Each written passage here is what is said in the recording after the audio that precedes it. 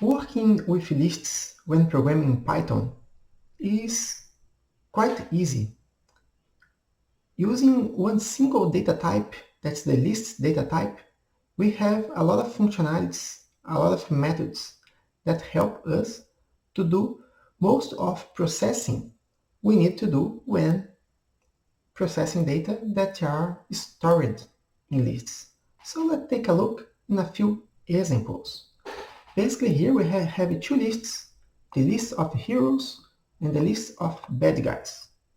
Okay, first thing we are going to see is how to loop through all elements of this list. So basically we are going to use this for statement to process each of the elements of this list. So running that, all elements from the heroes list of heroes are here displayed. Okay, but if for some reason you have to know how many elements exists in this list, let's take a look how to do that with the help of the len function. The len function receives as parameter one object of the list type, and then it returns how many elements are inside this list. So it's quite useful. Here we use len for identify how many elements we have in the list of heroes. In this case, we have 4 elements. And here we have the list of bad guys. And we will have 3 elements. Remember, when using the print functionality, we can print directly integer values. However, when we would like to make a concatenation with another text, we have to first convert that to a text for then make the text operation. Now running this code, what we have here, the list of heroes with 4 elements and the list of bad guys with 3 elements. Okay, now let's learn how to include a new element to this list, but not to just, how can I say, include in any position, but the append function that will always include one new element to the end of the list. Okay, so this append function is not complicated to be utilized. It's a method for the list object, and it receives the new object to be inserted. So in this case, we are going to insert this new value to the list, and then our list, instead of having 4 elements that we had before, it will have 5 with a new element at the end. Okay, so let's process in that. And here we have a new list with 5 elements. Okay, but it was the append method. But if for some purpose we don't want to include the new element exactly at the end of the list, we would like to have this element in the middle of in any position of the list, then we do not have to use the append functionality. We have to use the insert method. How the insert method works, let's take a look here. Okay. For using the insert functionality, we basically have to inform first in which index we want to include these new elements. And is observed that the inclusion of new element with insert is not a replacement. It's different than this situation. This situation, we take a new value and include this new value here at the position 2. So we erase the old value that's here. Different than the insert. The insert method will include the new object at this position and will dislocate all elements from the right. So no element will be lost, and we will have a new list with one more element. So in this case, we are going to include this new hero in the position 2, and the old element that was in the position 2 will be dislocated to right. So let's run that. And here we have 2 examples. The first example with the insert and another example with the replace. Okay, here's the first example with the insert. So the new hero was inserted in the position 2, and the old element that was in position 2 goes to the right. So we have a total of 5. And then here we use just one simple attribution, okay, assignment. And then in this case, the old element in the position 2 is replaced by a new value, but the list continues with 5 elements. Okay, and now what if we want to make a new list that contains all elements together? Make one single list with all players, with bad guys and heroes all together. So in this case, we do the following. We are going to use the extend functionality, but could be simpler utilized with the plus operator. That means when have two operators that are from the list types, so it makes a concatenation between the two lists. So in this case, it's going to make the list of heroes and the list of bad guys together in a new list, and this new list contains all elements from both sides. So please observe that we still have one single list of heroes, we still have one single list of bad guys, and we have a third list that contains all together. So we have three lists after this operation. The two original lists are not modified. Now let's take a look what it's going to do here. It's going to print how many elements the new list have, and you print all of them in the screen. So now let's take a look in our output. We have a new list with 7 elements, the 4 heroes and the 3 bad guys. So we can concatenate lists with this plus operator. Okay, and what if we want to make a clone, to create a copy of all elements of one list, but it's just a copy. We can preserve the original list. So for this purpose, we can utilize this operator. Okay, inserting the list name and this operator, then it makes a copy of the list. And it's really a copy because we can change that, but the original list will not be modified. So take a look here. One list, the list is cloned. Then we modify the cloned list, print all elements, we overwrite the second element of the list, and then we print the original list, demonstrating it is preserved. Let's take a look if it's cloning functionality. Okay, some problem here. Okay, here the list all does not exist yet. I have just to make a copy from this code to here. Now probably it will work, and now you have that.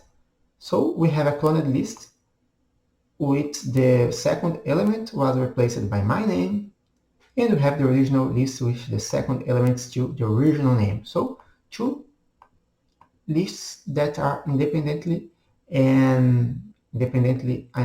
one another, and we can have both together. So it's very nice when we have to make a processing that will modify the elements of the list for achieving some results, but it's important to keep the original data preserved, not modified.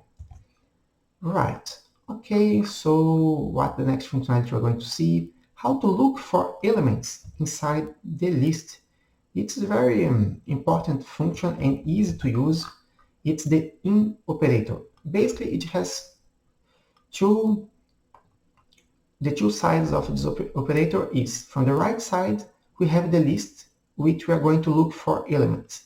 And the left side, the element we are going to look if it exists or not in this list. So basically, it's going to first verify if this value is inside the list of bad guys. And in this case, we are going to verify if this guy is inside the list of heroes. And then we are going to print if it is or if it is not. So if you run this code, what you have, our is not in the list, it's here. And it's right, because if you take a look in the list of bad guys, who is there? 3 elements, but Balrog is not there. And what about Hugh? In the list of heroes, Hugh is in the list because it really is here. So the Inoperator is a quite easy way to look for elements inside lists. Okay, now we learn how to look for elements inside lists with the Inoperator. Let's take a look in the index method. This index method allows us to give one certain value and to identify if this element is inside or not inside of the list, and identifies in which index it is. So actually it's more powerful than the in, because it's not just it says the element is there, but gives us the information of in which index of the list it is. So it's more powerful than just says if it is inside or not inside. So let's take a look here. Let me just take out here some situations. So here we have two examples together.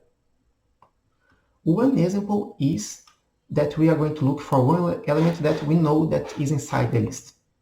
Gaio, yes, he is in the list of heroes. Okay? But Kami is not in the list of heroes. So let's let the problem happen if it happens. Okay, let me comment this line, and then we will have it executing properly. Okay, so here the first scenario, looking for one element that we know that is inside the list. Running the code, what we have here, the index of Gaio is 2. Okay, the index of Gaio is 2, 0, 1, 2, perfect. One nice thing from lists that I would like to enjoy to show you is that when we use negative index, that normally it triggers one error because negative index does not exist.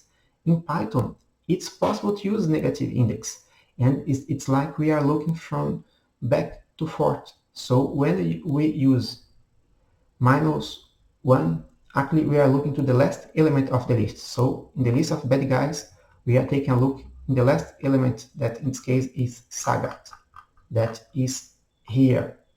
Okay, so how easy is to find the last element of a list without knowing its size. Okay, so it's a nice feature from lists with Python. Now let's take a look what will happen when we look for the index of one element that is not inside the list. Let's take a look here together. So looking for Kami, that's not inside the list.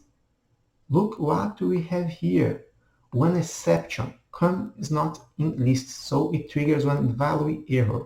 So it's one property of the index function. When we are looking for one element that's not in the list, it triggers an exception, but it's not a big deal. It's just treat this exception properly. Okay, so it's a feature from the index function. Now we are almost in the end of this functionalities. Let's learn how to remove elements from a list. Basically, we can use the remove operator function. The remove function will, based in a certain value, will exclude that from the list if it exists. If it not exists, it also triggers an exception. So for we can be able to execute this example and demonstrating it working, we can present the size of the list of heroes, we can remove the value real, and then we can present the list size again. Running that, what you have here, first with 4 elements in the list, then we call the remove function, and then we have 3 elements we are removing based on value. But what if we want to remove the elements based on the index? Then we cannot use the remove function. We then have to use the pop function.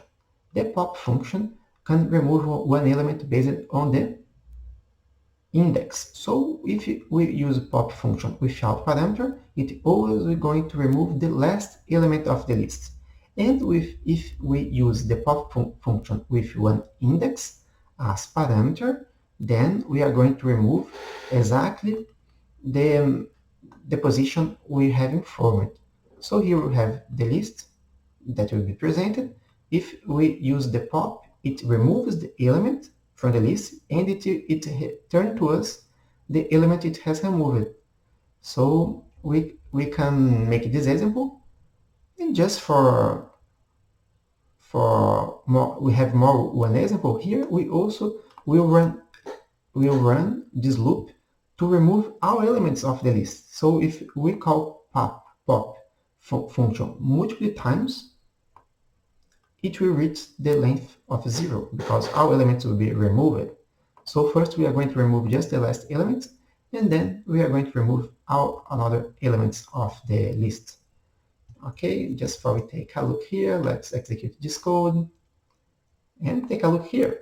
First of all, we have 4 elements, then we call pop, then the last element was removed, okay, and then we have the new size of 3 because one was removed, and then we start to remove all elements one after another, dial, can, real. Then we reach the 0 size of our list. Okay, but it was just one example. Let's comment this code and go to another part. Okay, here, remove. All right.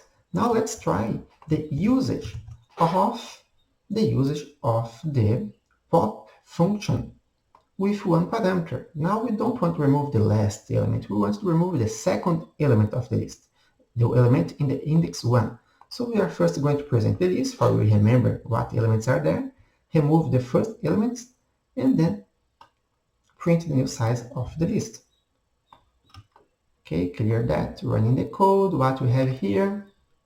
Do you see, we have removed the can value that is in the index 1. And then instead of have 4 elements, we have 3 elements now in our list. Okay, now we have just this sort functionality to take a look. What's the idea? The sort functionality is going to sort the list.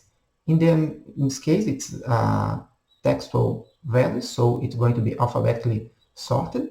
And we can have that in the reverse order, that starting by the last element to the first element. So here we are going to print the list in sorted, and then it's unsorted, in the reverse order.